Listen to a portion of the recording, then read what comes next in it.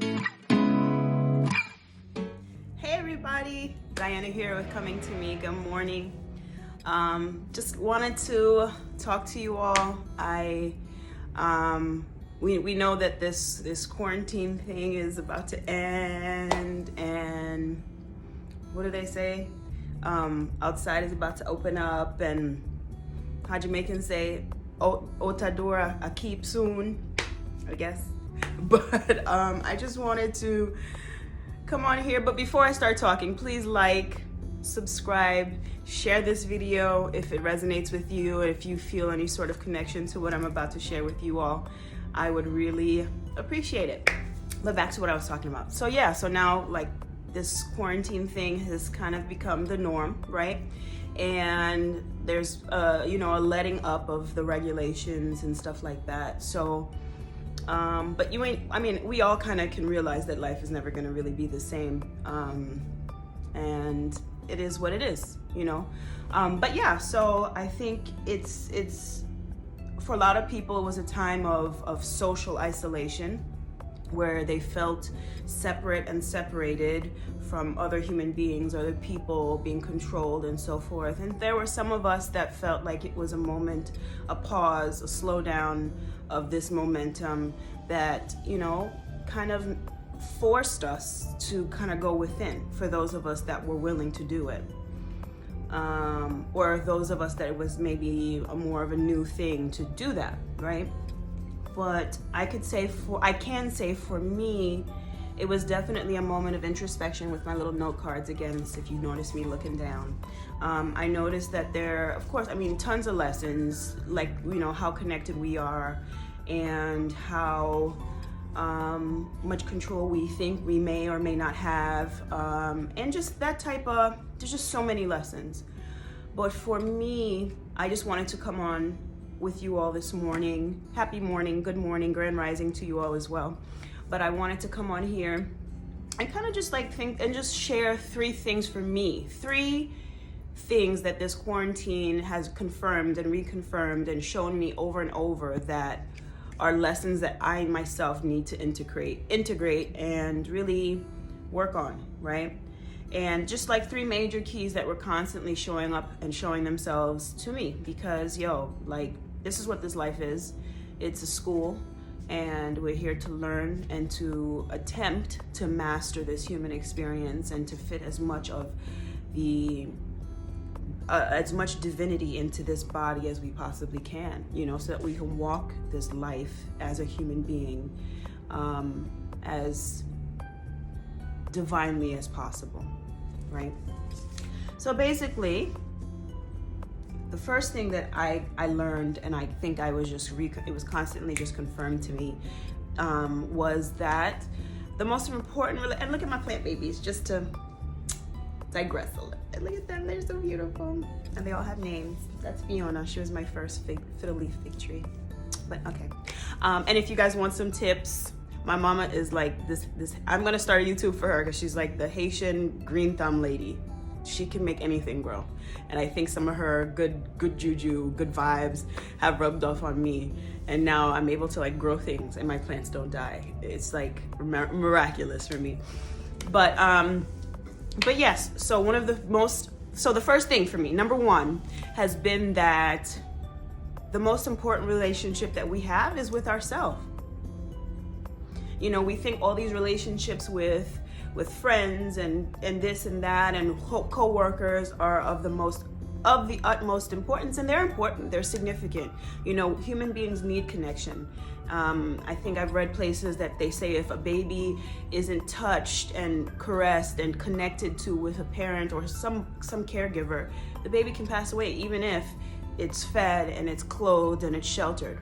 That human connection is vital because we are connected. But the primary relationship that we have is with ourselves. The person we spend the most time with is us. The person we woke up with, we go to sleep with, is us. The person that knows everything about us, hears everything that we think and say to ourselves, about other people in our minds, is us. And I think what this has forced me to do is kind of do an evaluation, kind of like So am I my bestie or not? You know, because a bestie doesn't not say nice things to a bestie, right? A bestie doesn't mistreat, abuse, neglect, not nourish, just, not move. The relationship with yourself is so important. And it's important because as you are within, you'll see that reflected in your environment. And that was what it was for me. And I had to figure out how important my well-being and my state of being, my emotional health was to me. Like, how important is it to me?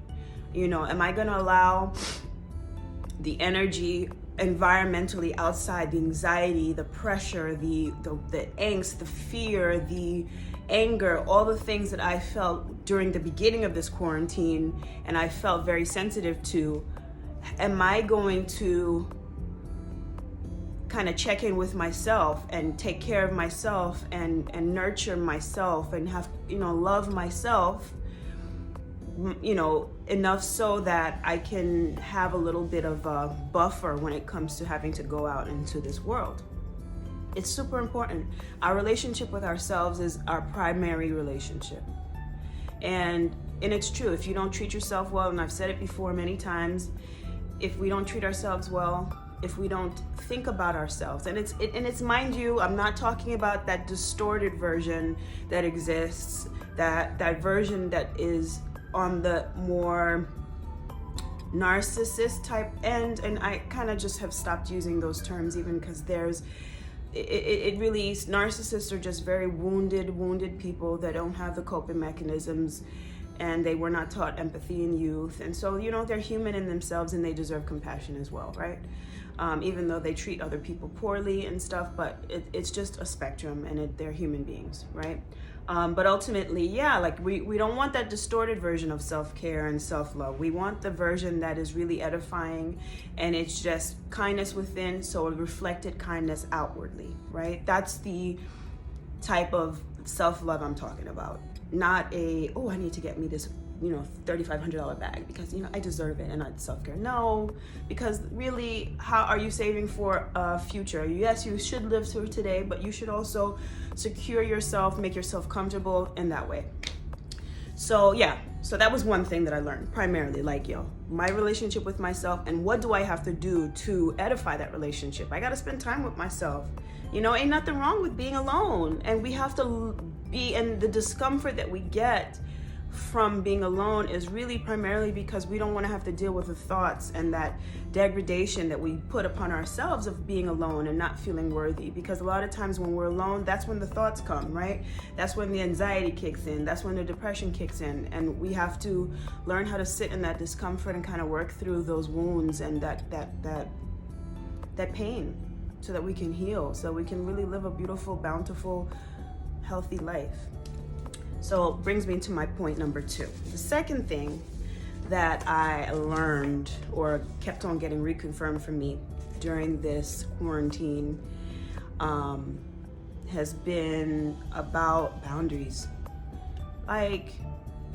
Boundaries? You see all these memes about, when somebody, how much, the memes are the people that are for the meme or not against the meme of you see how much people care about you during times like this and so forth. But then there are the people that are against it, people be going through stuff. Just because someone don't reach out to you don't mean that, they don't love you. They could just be going through things, and we have to have compassion for people. As you can see, I'm obviously for the against the meme. I'm on the against the meme team. Because, you can't take things personally. And if somebody doesn't reach out, if somebody doesn't contact you, listen, it doesn't mean they don't love you, right? But back to the whole thing about boundaries, you gotta, for me, I was Die. If I have, we all have multiple life lessons, right? I have multiple life lessons in this life. And I think a huge lesson for me is boundaries as it relates to my value, because I for a long time struggled, still having issues, heaviness when it comes to my own value, my own worth, and really understanding that concept, and really understanding that my value is not anything about, it doesn't have, it relates nothing to anybody's own perception of me, but more related to this innate, God-given birthright. And so this innate God-given birthright that I have of worth, of value, of being enough, of being whole, is there. Nothing outside of me will ever give it or take it away, ever. And that's a knowing that I think people who were, ancient people, our ancestors had a concept of it. And I think with time, there's been a distortion and there's been a forgetting. And I think now is the time that there's a remembering that's happening, a remembering that we are legitimately valuable. We are created, we're a fractal of consciousness, of God, of creation, and it's a beautiful thing. And in that and of itself, we have this purpose and worth, and there's nothing that anyone will ever can do to take that away from you, take that away from me. And so your life is a life of purpose, and you may not know what it is, and you may not see it clearly, right? Things in your past may have told us, things in my past have always tried to tell me that I'm not valuable. People, experiences, but it's a lie. It's deceptive, it's not the truth. And whether my life has been here just to come and impact one other life, or thousands, hundreds of thousands, millions, I don't know.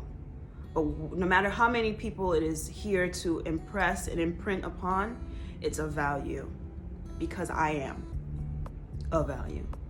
I can't reiterate that enough. And so anyway, basically just learning about boundaries.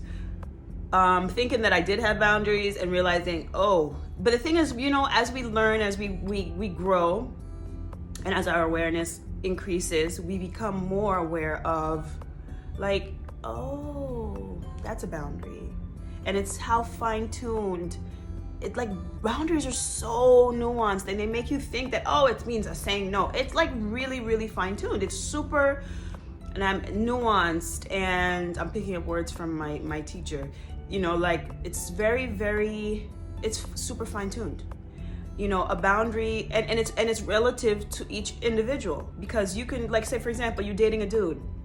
One dude you'll have certain boundaries with, and the next dude you won't have certain boundaries. There are universal boundaries that we do have. I'm not gonna have anybody, sleeping over my house. It's a boundary that I have. It's my place where I keep my children are. I don't want nobody sleeping over my house. Let's say I have that boundary, right? But then there's one guy that you can, different things. So you have different boundaries, but it's very, very fine-tuned. So what I've been learning is to fine-tune my boundaries. Where I bought this book about boundaries. If you guys struggle with boundaries, because I think we all do, I think women, men, everyone does. And really, boundaries aren't really about keeping people out. It's more so about keeping yourself in a place of emotional well-being, safety. And it's not even safe in a word based in fear, because a lot of our safety is based in fear, but a safety in being able to be free. Right? Because ultimately that's the safety you want. You don't want the safety that's based in fear, lock your doors and so forth, but you want the safety where you're allowed, where there's freedom in that safety, to be yourself and so forth. So I bought this book. It's called Boundaries, where you end and I begin. We can read it together and we can discuss it. That could be something we could do, right? Maybe we'll do that. I'm gonna start posting on my IG a little bit more about things. So yes, it's written by Anne Catherine.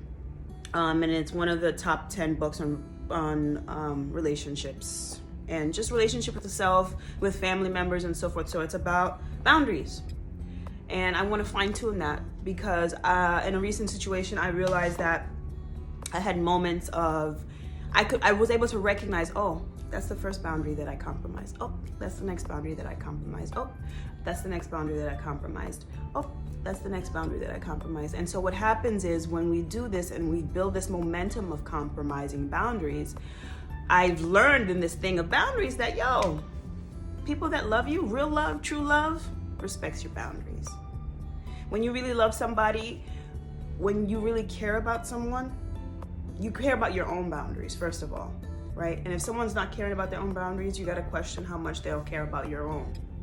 Because if I'm able to trespass my own boundary, I care zero about your own boundaries. If you tell me, Di, I'm not comfortable with this, if I know that I always compromise my boundaries, but I did this, and so why can't you do that? Why can't you compromise your boundary, right? So what I'm learning, what I've been like confirmed and reconfirmed is that, real love doesn't ask you to compromise your boundaries. Real love, true love of the self from another person to another person won't ever ask you to compromise your boundaries. And in the compromisation of your boundaries, if that person benefits from you no longer having that boundary, you gotta watch that. That's a big red flag. Red flag, and that's another thing too, but we could talk about that forever. But just being able to identify what the hell a red flag is. Like, how do you know? How do you establish what red flags are? You kind of have to know yourself. But there are also universal red flags, like that. Someone that asks you to compromise your boundaries, or in a situation where you're willing to quickly compromise your boundaries, whatever those boundaries may be, because they're relative to you and your situation and what feels good to you, right? And what works for you. But in a situation where your boundary, their boundary is being compromised and there's no discussion of it and it's not being agreed upon, that, you know what, this no longer resonates, this boundary no longer is applicable to this situation, and there's no benefit to the other person when this boundary is being compromised, then you know it's okay. But if not, I would say look out for that. So yeah, I definitely learned that, true love respects boundaries. And in all honesty, a boundary is indicative of how much you value yourself. Are you waiting to be patient? Are you willing to be patient? Are you willing to hold out? Are you willing to wait? Are you willing to hold on for this boundary? If you were someone that said, I didn't want to have children out of wedlock, that was a huge thing for me. I didn't want to have kids out of wedlock. But because of my own lack of value, my own fear of abandonment, my own desire to have and not be alone, I compromised that. And it's not even like a not being married and having kids out of wedlock thing, like for religious reasons. It was more of like a commitment, and it becomes a gradual thing, because when someone's willing to make a vow to you, then they're willing to make vows to your children. And there's a truth in that. And it may not resonate with you, and and I obviously have 2 babies out of wedlock, and it is what it is, but it was something that for a long time I didn't want. And because I was presented with a situation where the person didn't want to marry me, but I wanted to be with him, which that should have been my indication that I shouldn't be with you. You don't want to marry me. Why would I ever have children with you if I know that I want to have children in wedlock? And that fear that I had of not having that brought me to a place of me compromising that boundary, or that standard. Standard boundaries kind of can be sort of interchangeable, as I'm learning. But yeah, and it had nothing to do with religion. And now in hindsight, I realize, wow, and I don't want to be that person anymore. And I want you to say, I don't want to be that person anymore. I'm tired of settling. I'm tired of compromising my boundaries. And I'm ending up with my booty out in the end. Like, what the hell? I'm over it. I'm not doing it anymore. And so that's what this quarantine has kind of revealed to me. Thirdly, and this one is empowering, and I love this one, that I've been learning, and it's a joy for me. Joy. It makes me feel empowered and free. That it's impossible to shame a man or woman that's unashamed. You will have people that come into your life that are always, the world, society, culture is always trying to shame you. Always trying to make you feel guilty and feel bad for things that you've done, choices you've made, places you've been, people you've been with, experiences you've had. And like I was saying, I said before in the video, I was talking about self-compassion. You know, you gotta get into that place where you realize that feeling of guilt and shame is just it's just an indicator of where I need to change and grow and transcend and repent and grow, you know, and do that. That's all that's for. Guilt is not, you're not supposed to stay in a state of guilt and perpetual shame. That's not the purpose of guilt and shame. Guilt and shame is just an emotion. It's supposed to be temporary. You're supposed to be, boom, you feel guilty about something, you know, that means that you're out of alignment. And then also then you need to question yourself and question the programming you have and why you have the beliefs and those thoughts, and why does that action, that thing that you did, make you feel guilty, make you feel ashamed? Because every situation is individual. So to have these blanket things that we think, this blanket programming for different life situations, it doesn't work. It doesn't work, because you could feel guilty about doing this. Like, for example, killing somebody. You think that somebody gonna come into my house and violate me, my children, and I'm not gonna take their life? I'm gonna kill them. I'm not saying I'm gonna kill anybody, please. But if it came to that, to protect myself, so would I feel guilty about that, about the protection of my children, if ultimately it was in alignment, it was for my best, and it was for my good, and was for the good of my children?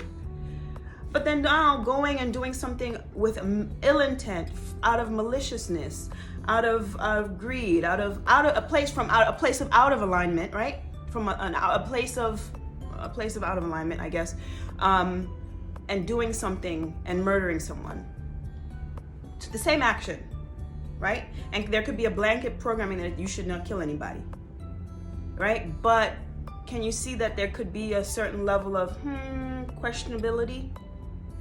I'm not saying to that, I mean, maybe that was not a great example, but that's the example that came to me. So yes, you know, I think a lot of us walk around with shame that we place upon ourselves.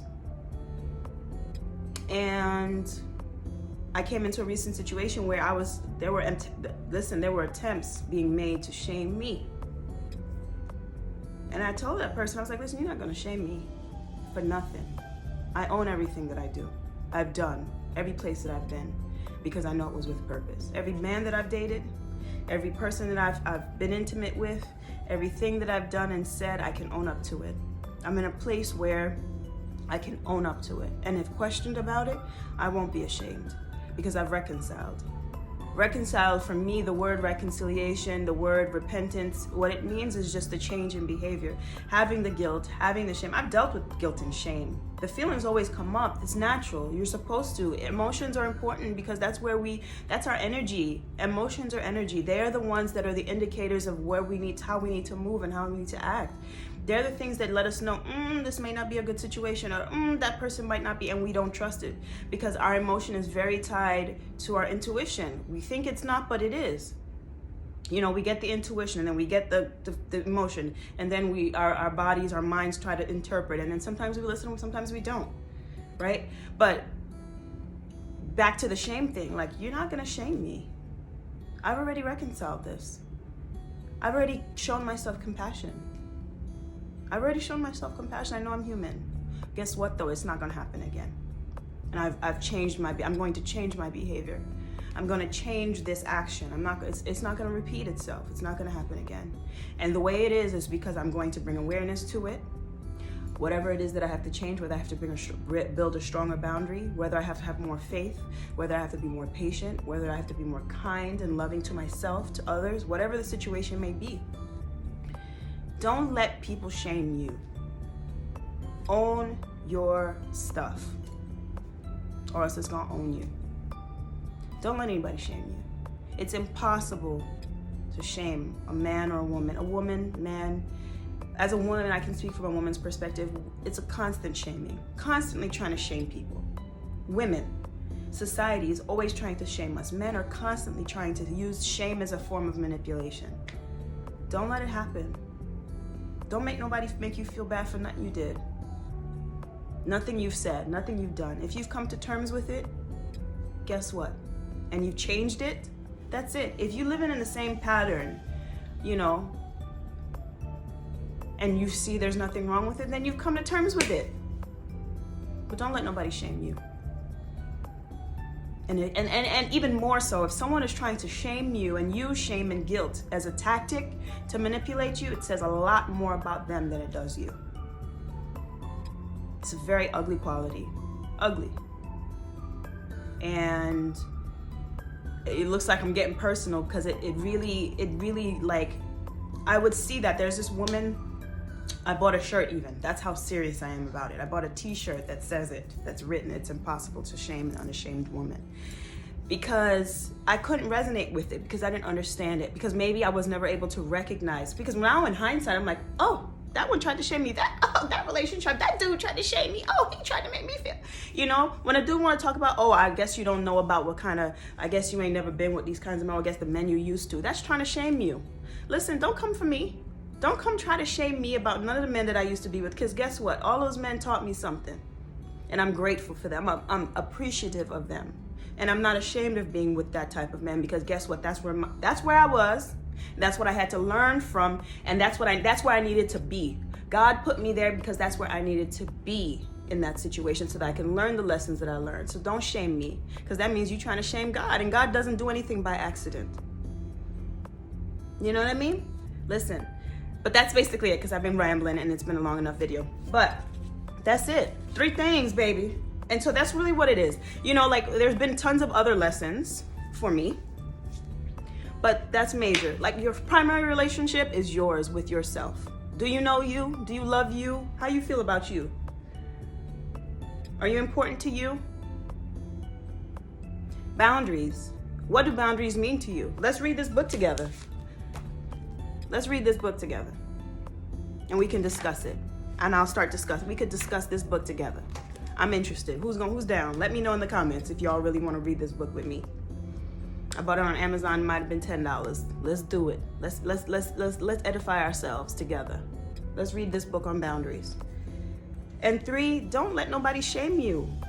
And it's impossible to have anybody shame you when you're unashamed. And walking in that power of being unashamed is repentance, it's self-compassion, it's self-love, it's forgiveness of the self, it's understanding that you are human and that all things that have happened in your life have been lessons and for a reason, and you are appreciative of being given the opportunity to be able to be incarnated in this body and learning in this school of earth.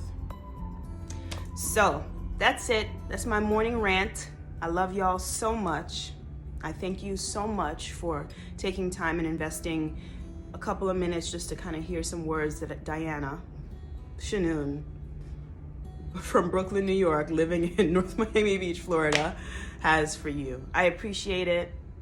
I love y'all. Have a blessed, beautiful, bountiful, abundant, gorgeous day. Take care.